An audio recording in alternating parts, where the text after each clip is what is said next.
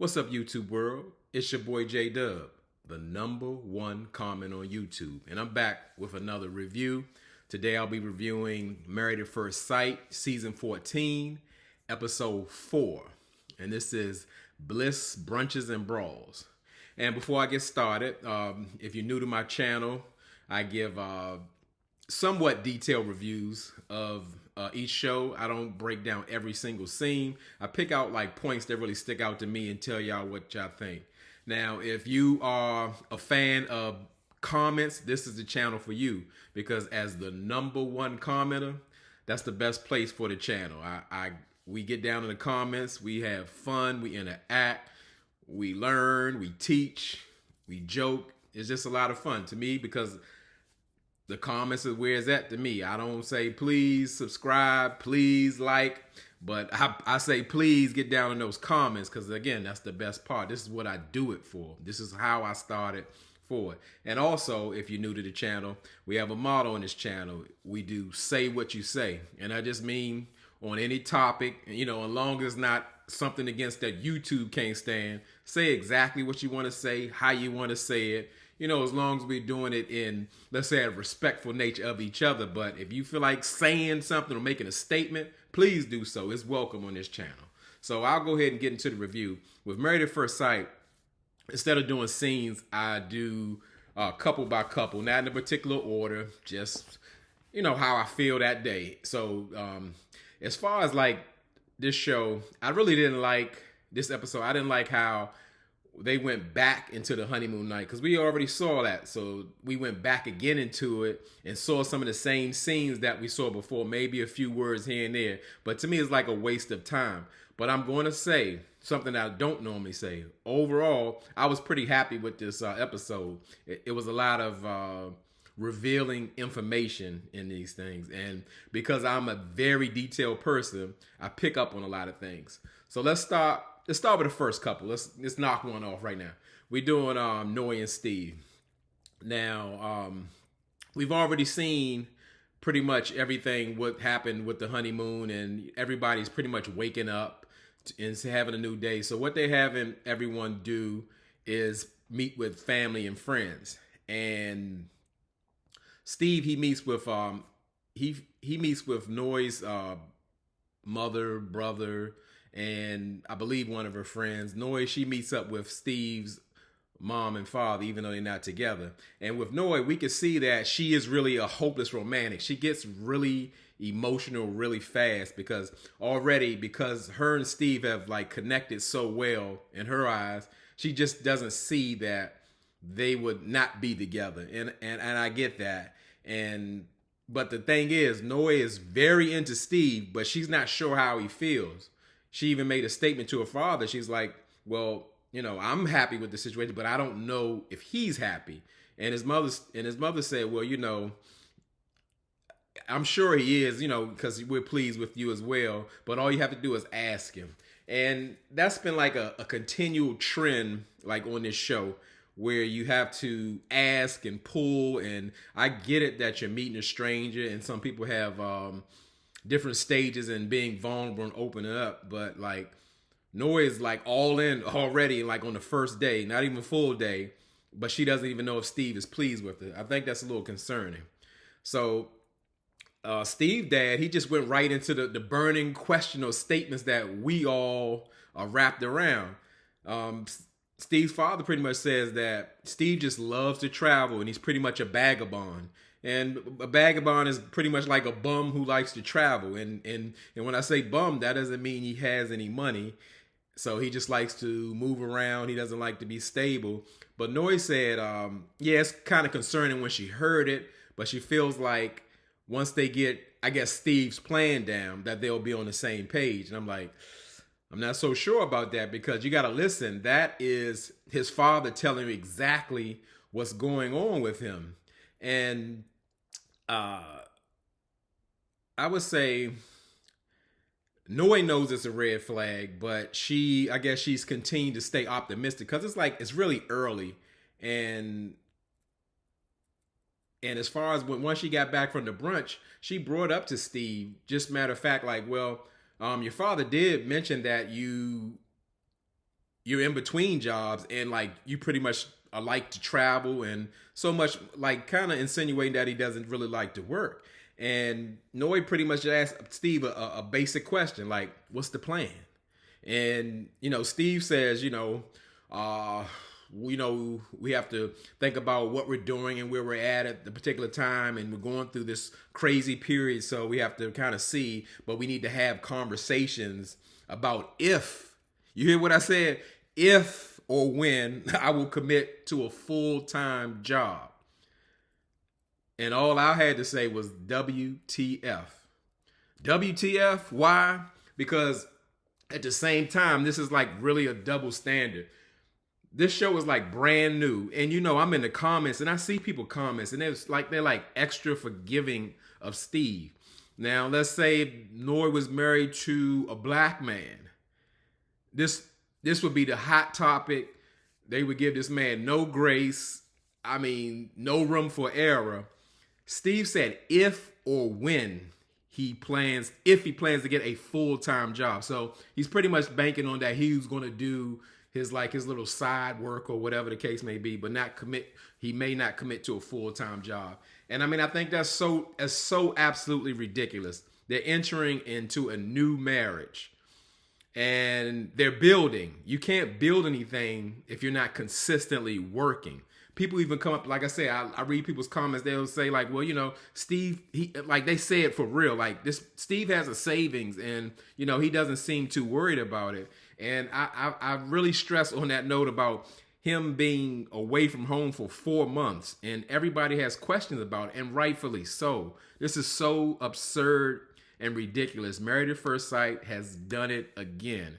And I just can't believe that people are so accepting of this. And now Noy is questioning him. He's saying we have to talk about it. She wants to know right now. She doesn't want to know at a later date. She wants to know what's the plan. And rightfully so, because again, they both want to have children. And Noy is saying like having children is a big part of her marriage. So she has to know that she can count on Steve to have a job. You do need a job to properly raise a family. Noy would be out on maternity leave or what have you, and there's no income coming in from Steve's side. Who knows how long she needs to be out with the baby and all that kind of stuff. But just for plain financial security. And not only that, Steve, when you ask him about finances, he takes a gulp. You can tell he's nervous. You can tell he's unsure. And he's just playing with everybody along. And I just can't believe how forgiving people are and saying like this is not ridiculous or this is normal to try to find yourself at 38 years old. You're not fully employed and you just got married and you want to have a family. Come on now. Let's go on over to Steve. I feel exhausted already. I'm about to just cut the interview off, the review. So Steve went to see Noy's family, and we do get a little surprise over at Noy's family because Noy has a new sister, and her name is Sriracha. And really, Sriracha is not her sister; it's her brother Michael. But it was a surprise to see. But Sriracha is just like her name, spicy, like they said, because Sriracha took no time in getting on Steve about like really what is he about, and it exposed Steve totally. And I'm glad somebody did that, because to me, Sriracha didn't show up. Michael showed up because it sounded like a protective big brother asking Steve, like really what's going on. And I mean, when I say he hit Steve with these questions, I mean, it was real. It wasn't no escaping them, but he did find a way to escape, or they just moved on or edited out. Sriracha say, why did you travel? Was it to find yourself, or, what was going on? And, Steve pretty much said it was like more so like a reset to find out what he was going to do. And Sriracha wanted to know, like, how soon are you thinking about having children? You're like 38, like, we need to get this kind of together. And Steve is still squirming around. And then Sriracha hit it with another one. What are your plans to become financially responsible for your children? Steve say, well, everybody has a different view of, I guess, outlook on financial responsibility. And, it depends on what you want out of life. Sriracha say, okay, what do you want out of life? Steve didn't have an answer. And to me, like I said, that really truly exposed that Steve ain't about nothing. Steve with the RAV4 with the dent in it. He's content with living in that, I guess living off the credit card, paying gas money. You don't have to pay for the hotel because he's sleeping in the truck. But you got a wife now. You want children now. And Noy's mother wants children. She says she want that grandbaby. But Steve, she said you need a job before you have kids. And I mean, these are bare minimum situations. What are we talking about here? Yeah, Steve and Noy connect wonderfully. He has a great personality, but there's a side of marriage where business lies in, where you have to be dealing in your finances, your career, your security, and all that, especially when you have people depending on you. And right now, Steve doesn't know if or when he's ready to secure a full-time job as a husband and a future father. Let me just move on to the next one. So we're going to get into Michael and Jasmina. Now, I would say with Michael and Jasmine, I'm still on the fence. I'm always on the fence because it's like a yes and a no every episode that they've been going on. And it's just little details I pick up on the husbands and wives. And I picked up, like, when they woke up in the morning, Michael, I guess he brought the coffee in and the donuts and croissants, and he just gave her coffee. And Jasmine was like, "Ooh, this is disgusting." And he's like, "What? You don't like your coffee black?" I think that comes from a inconsiderate perspective. Maybe it's because he's been alone, he hasn't been in a relationship, but I don't even drink coffee, but I would know, like, if I give someone, my spouse, significant other, whatever the case, some tea, some coffee, I would ask, how would they like it? Do they need milk, honey, sugar, whatever the case may be? He didn't pick up on that at all. And so we, as they're talking, Jasmina and Michael start talking about their new last name, or Jasmina's new last name, and her name is Jasmina Morencia.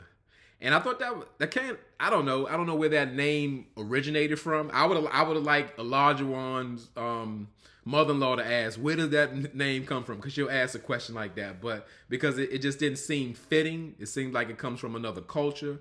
But the funny thing that kind of came up where Jasmina said she likes her new name, but she wanted to know, well, what if I wanted you to take my last name? And Michael's like, huh? I mean, I was like, huh, too. But I can see it's something, like I say, within a lot of us. It goes all the way back to the schoolyard or whatever. We test people on see how far we can go with it. She wanted to ask him, maybe you could take my last name, just to see what he say. And that will kind of give her the temperature of how far she can go with him. She was testing him. I mean, he passed as far as not being a pushover, but even Michael was saying to Jasmine, like, well, you just picking at stuff now. You just, like, you creating conflict. And he was right, but it was lighthearted, so it wasn't too bad. And so again, no different from everybody else. After they wake up from the honeymoon suite, they're both asked to meet each other's families. And Jasmina went to meet Michael's sisters. And as she pretty much sat down, but before I get into that, I like to say, like, just like how in view, just as Jasmina as a person, you see how she came through with, like, she's meeting his sister, and she wore something appropriate for the situation. Now, she's younger or whatever. She could have chose to do how, most of the younger women do. They come to meet somebody's family, got cut off dresses and crop tops and all that. I just really peeped her style on that. And that made me give her just a little notch up to say what type of woman she is. So she meets with Michael's sister, and they hop right into it, and just want to know, has her and Michael consummated the marriage? And I be thinking, like, is the show putting these people up to comfortably ask somebody, has the person had sex with their relative or whatever? Like, it's just so comfortable. They don't know Jasmina like that. And I was it's still kind of taken aback, because It was like it would be different if those were her friends that kind of asked that. She had that kind of rapport, but I don't know. It just seemed kind of off and awkward to me. And not only just throughout this short process, it's like family members, family and friends have kind of revealed things that didn't put their loved one in the best light. And this was no different in Michael's situation, because Michael's sisters pretty much told Jasmina that Michael is a pessimist, a person who just sees the negative up front about any and everything. And Jasmina was taken aback by that, because that's totally not how she sees things. And she knows that that could be a problem in Michael opening up and growing in their relationship, because he's always going to be expecting the negative. Now, we did learn something about Jasmina that could be seen as a red flag. Jasmina has never been in a relationship that has been local. Everybody's been out of the area.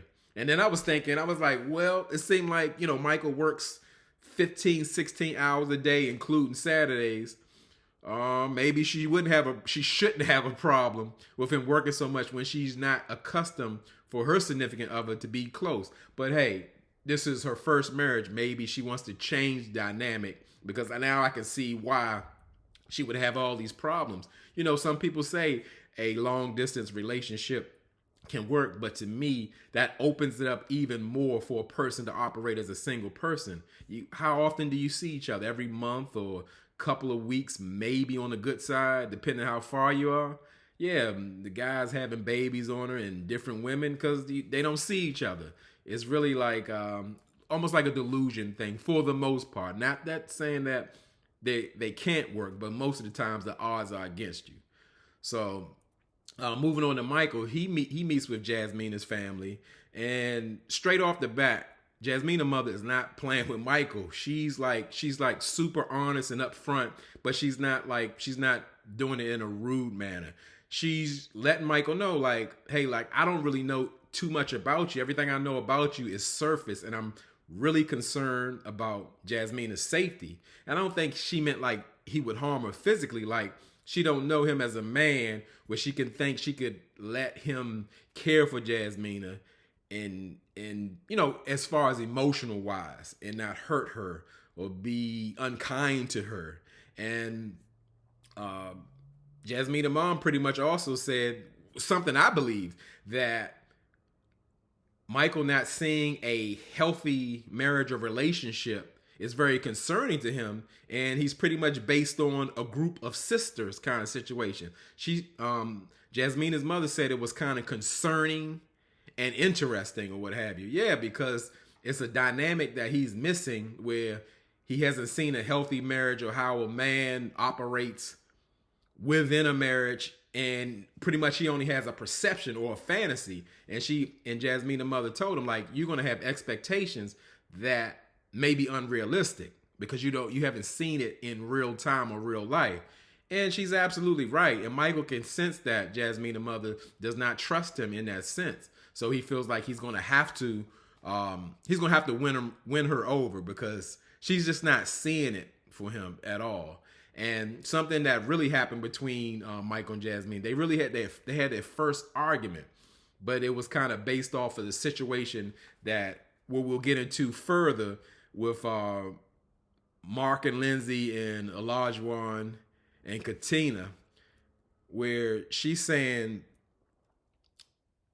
that Michael has a negative view of thinking that people are going to automatically fight about a situation because they don't know each other. And Jasmine took it as that he's only really seeing the negative. And Michael sees it as he's pretty much being a realist in the situation, knowing that people who don't know each other, sometimes they don't know how to conduct themselves around each other. So they may push each other buttons. And I get both sides.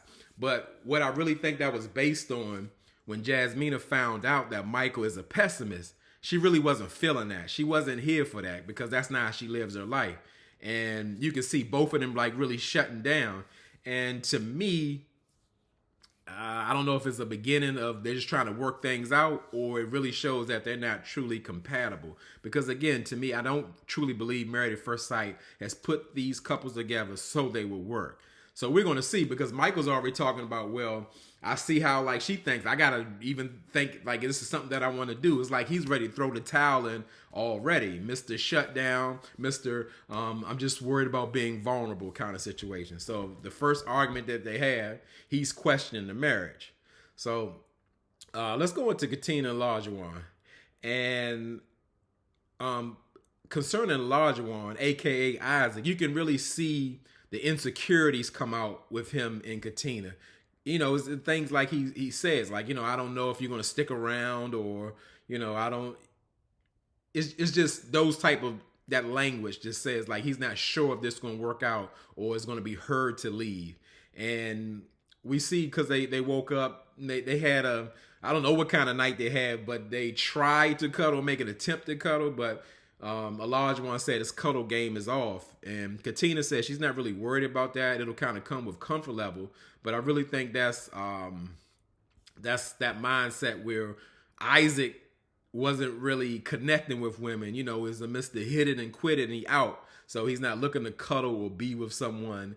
And as far as let's say their pillow talk, I thought Katina was like really opening it up to Olajuwon and just talking about their past. And Olajuwon seemed like he was open to it and non-judgmental, but for some reason, I don't believe that he's going to take that information and not throw it in her face later. So it could be a mistake when she's opening it up. But you can see that I don't know about them. Like I said, to me, I'm really getting that Olajuwon is showing his representative. He's maybe put his unrealistic hopes and dreams into this marriage, and that's really hard to work out, because we did learn from the last episode that he will probably look to mold Katina into the wife that he wants, which is always going to be problematic, especially for somebody who you're not connected to or haven't even known. So they both do the brunch with family and friends, and Katina's actually meeting with Isaac's second mom. Now, which that makes me question things. He's such a mama's boy. He's so close with his mother. Why would you even have a second mom? Mom isn't even on the show at all, but he has a second mom who cheers for him and, you know, just always in his corner. If your mom is really there like that, how do you have room for that second mom? And it's so much about that situation where we don't know about. And I just had a bad vibe even with the second mom sitting down, because she pretty much said, here, I got a gift. You can look through it, and I'm going to take a few bites of my plate because I got to go to work. Like, why'd you come and meet if you got to go to work? It's just the whole situation is off. And I really can see that it's going to be future problems with them all the way around. It's very complex, but it's starting off okay. Olajuwon's putting a good effort forward at first, but I just don't see it working out. So we'll go to with the brunch with Olajuwon meeting with Katina's family, and right off the break, again, is it production or the friends want to know? Katina friends ask Olajuwon, hey, did they consummate the marriage? And he's like, nah, we did a little makeout session, and the lips were soft and all of that. So at first I thought one of Katina's friends was her brother, but we found out that that's her friend, because he was like really coming at Olajuwon. He was very serious. He was very skeptical of Olajuwon off the break, because I guess his vibes are telling him that Olajuwon is who Isaac is, somebody who's not of substance. And he asked him, like, why are you here, this process? You don't have trouble getting ladies or what have you. Are you here for the right reasons? And Olajuwon just tried to more so talk his way out of it. And even so, when Katina's guy friend was just like trying to talk, Olajuwon was like over talking him and, get to doing that thing he do. And flat out, Katina's male friend just saying that Olajuwon's giving BS answers. He's not here for the right reasons, because there's a difference in having being open to the process of letting your experts match with you, or you really focused on having a marriage. And he can see right through Olajuwon. And Katina and Olajuwon meet back up, and Katina wants to know how it went. And she's pretty much kind of side-eyeing Olajuwon because she's saying, like, you're not really listening to my male friend like that. But that guy, I trust the things, the advice he gives, his outlook, and all those things. And you're really not even open or receptive to that. Olajuwon's like, yeah, I don't need no another man to try to win him over or nothing like that. So Katina's pretty much saying, yeah, I'm going to put that red flag in my back pocket. And rightfully so, because she knows that her friend can peep those things that she's not seeing. And Olajuwon, he's like, he's playing a part. He's trying to just win Katina over and assure her, and he's trying to like rush through the process so he can like lock her down or lock her in, even though they're married. And it was a situation where like everybody, like when they went to, I guess, go to the honeymoon, they had a situation on the plane because they're going to Puerto Rico, and Katina, Olajuwon got into it with Mark the Shark and Lindsay, but it's really more so a Lindsay situation. But you got to group them because they're married. And Lindsay had pretty much got on Olajuwon, asked him the questions, what language is he going to speak? And he said he doesn't really know a lot of Spanish, so he's going to speak English. And she's pretty like pressing him, talking about, no, you need to speak Spanish because you're in the native land, and that's like so ridiculous or what have you. And, you know, they get into like an argument and everything. And even Katina's like upset about it because she's going to have Olajuwon's back. And Olajuwon really appreciated that Katina had his back in doing so. He said, you know, that brings them closer, but he feels like she's really still guarded. And I'm not surprised at all because Katina has had the same trouble as, let's say, just like Jasmina, where she has men cheating on her and going through that. So she's not as trusting. But Olajuwon feels like we're married, so you should be all in. And he's like putting that pressure on to, hey, I'm not those guys or whatever. But Katina is rightfully kind of apprehensive not to jump all the way in, because certainly she's starting to see some of the red flags and knowing that she just can't just fall head over heels immediately, or she's definitely going to get hurt. So she knows that she's seeing his representative, and we just going to see what happened with them, but I already know what's going to happen. So let's go into Mark the Shark, because the situation, as I said, they with Lindsay, going back to that situation, I really like the way Mark kind of made peacemaking in the situation, where Lindsay got into the situation with Olajuwon and Katina, and he kind of resolved it and like went straight to Olajuwon and Katina and tried to calm things down and let everybody know everything was all right. And Olajuwon and Katina seemed to be open, but especially Olajuwon. And I like that he did that. However, what I do question is when it was going down, what actually happened, or how involved was Mark the Shark in the situation? Because he's coming off as a peacemaker and a protector. But now we see Lindsay is feeling so, what's the word? She's so uncomfortable. She felt like Olajuwon was puffing up and getting aggressive with her.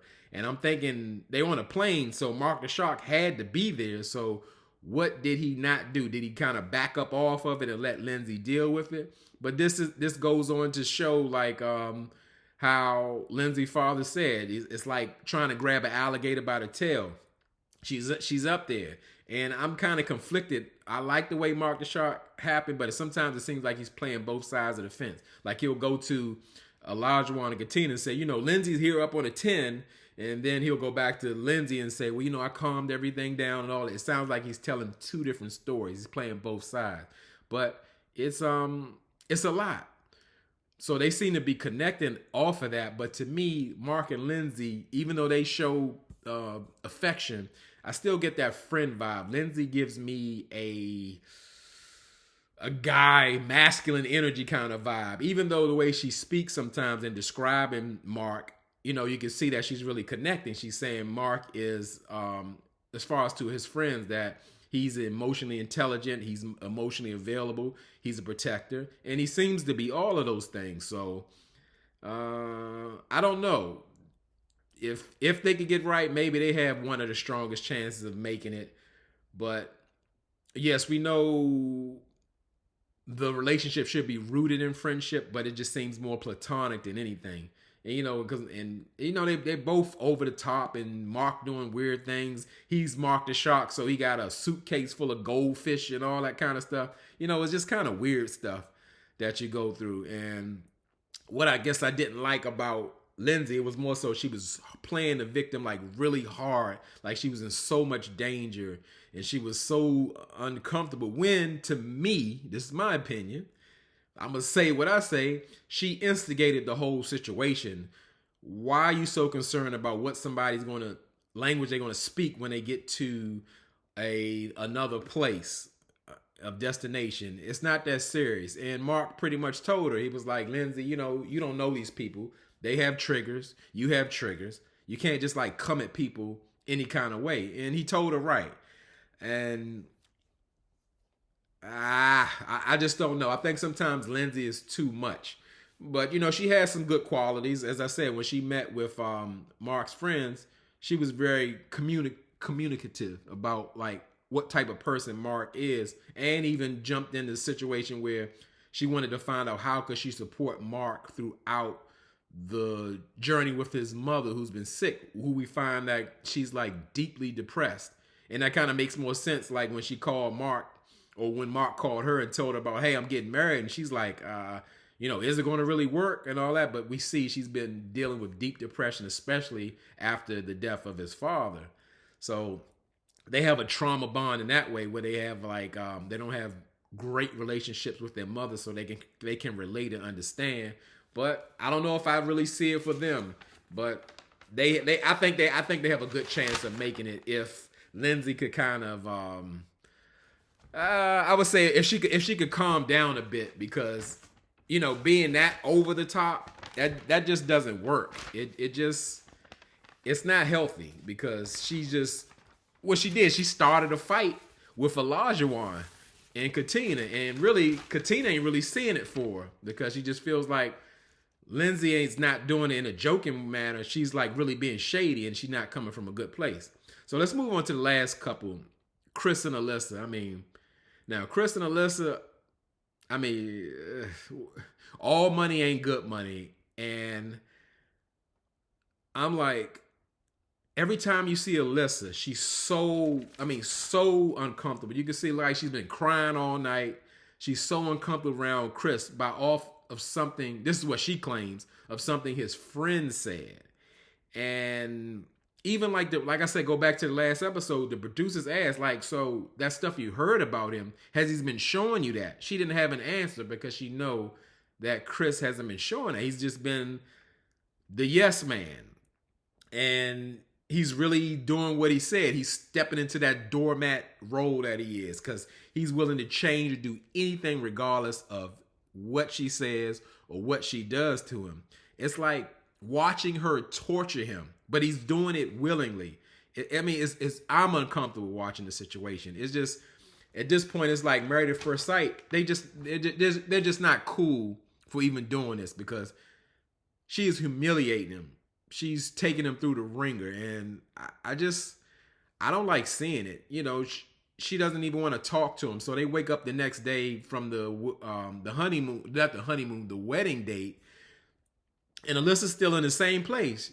She doesn't want to talk to her. This is the lady that's supposed to be a straight shooter, but she's always dancing around what she really wants to say or how she really feels. She's not being straight up with him.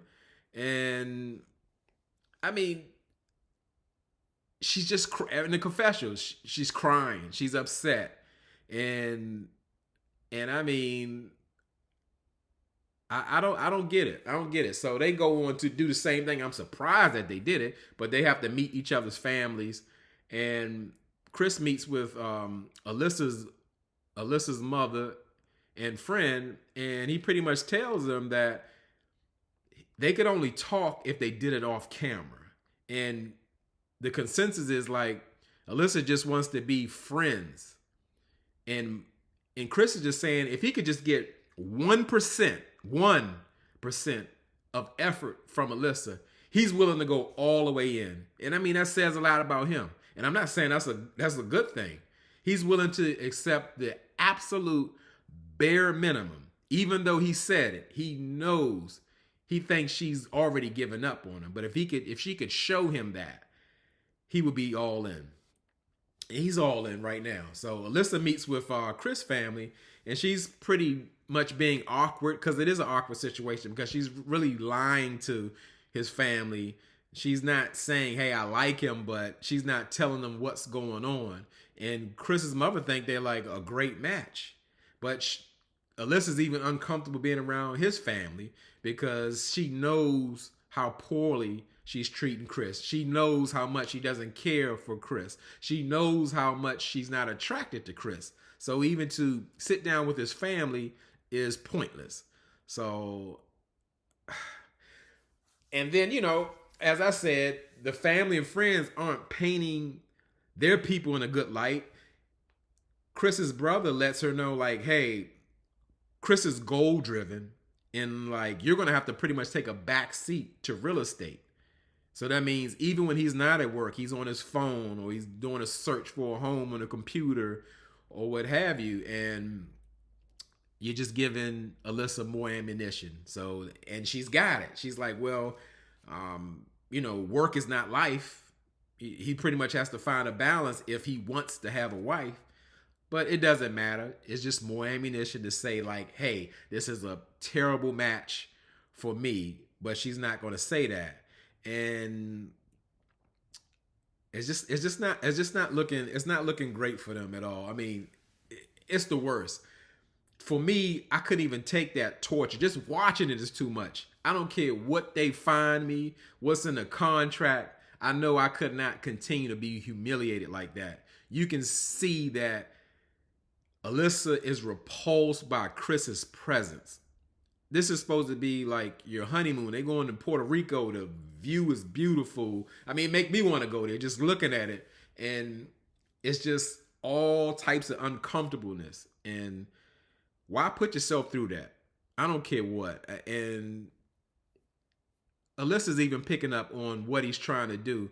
Alyssa is pretty much saying like, yeah, we can go on a honeymoon or whatever, but let's try to just make the best out of the situation and all of that and just be respectful. And what she defines as respectful is not telling anyone the truth about their relationship. And that's just really ridiculous. And they have a conversation out on the balcony in Puerto Rico. And she's pretty much asking Chris, hey, so you don't think I'm being genuine in this situation. So you think I'm lying about being comfortable with you, like staying in the room with you or being with you? And he's like, yeah, because he knows she's not telling the truth. And then she's done with it talking about, telling the producer, he just called me a liar. You asked him, did he think you was lying? So he told you his truth and what he thought and how he felt. Now he's calling you a liar and you're a nice person and you just want to be treated nicely and have respect. And I mean, I just think it was so ridiculous. And Chris being a doormat, it still doesn't take away from his intelligence because he's saying over and over again, like, this lady doesn't want to be with me. She's not even trying. She's already given up. And he's right. And he pretty much get the idea in his head to say like, you know what? I've never been disrespectful to her. This lady is gaslighting me. And everybody throws that term around, gaslighting. And this was the perfect definition. Gaslighting, for those who don't know, is when you're bringing something to someone and it's an issue for you, but they make you think you're crazy for even bringing it up and it's not even happening. This is what's happening. She's gaslighting the man. She's not being that straight shooter that she said she was. And it's an all bad situation. So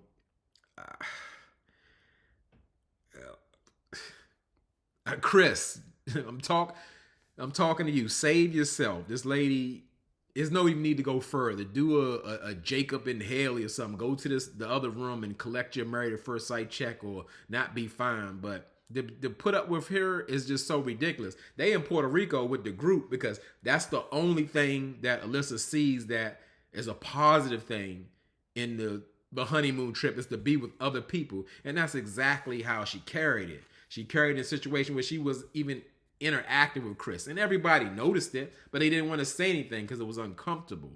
She doesn't even want to be in your presence. She thinks you're a yes man. Everything that you suggest, hey, let's go shopping.